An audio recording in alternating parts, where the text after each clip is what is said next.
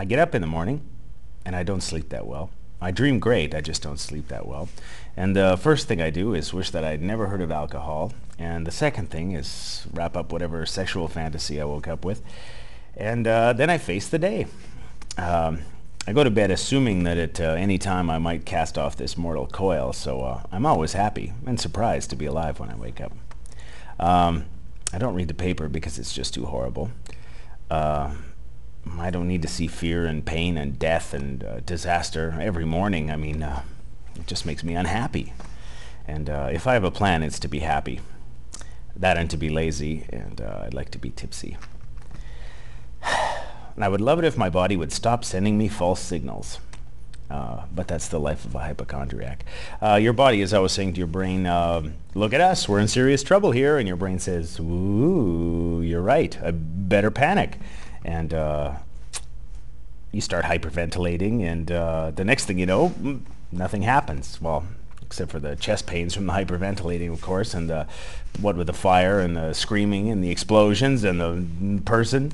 It's none of that matters, of course, though. Let's not speak of it again. We don't have much time on this planet, and we do have to do some things and make some choices. For instance, many of us have to make coffee in the morning, and almost all of us have chosen not to kill each other. I understand the smell of fresh brewed coffee is believed to have anti-carcinogenic properties, if you believe antioxidants do that sort of thing. The smell of death, however, is really bad. Your body goes, whoa, that's the smell of death, and wants to get the hell out of there. But there's nothing particularly good about death, except it used to keep the population down. But that's not the kind of thing you want to happen to you.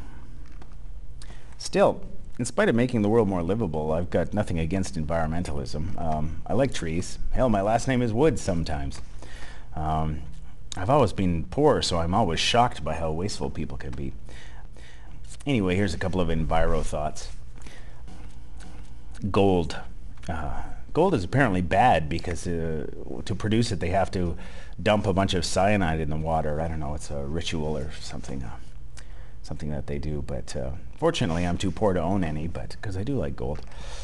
I don't know about platinum.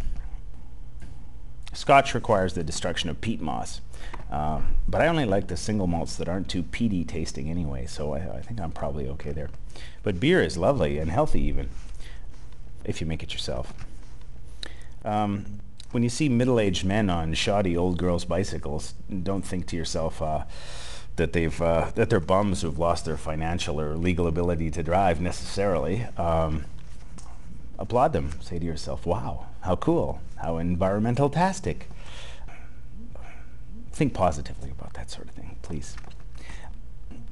Just for the record, we at Jerry Corp compost, we recycle, we don't get the newspaper, we use public transport, well, we don't buy paper products. I get all my paper secondhand, lifting it from the commercial recycling bins at Aquarius Records. It's reused and then recycled instead of just being recycled, and as an added bonus, I learn all sorts of things about my record company that I'm probably not supposed to know. Mostly sexual things, surprisingly. Anyway, enviro-friendliness is important, especially if you want to stave off the inevitable genocide, starvation, nihilism, disease, pestilence, and selective breeding programs that we all know are coming sooner or later.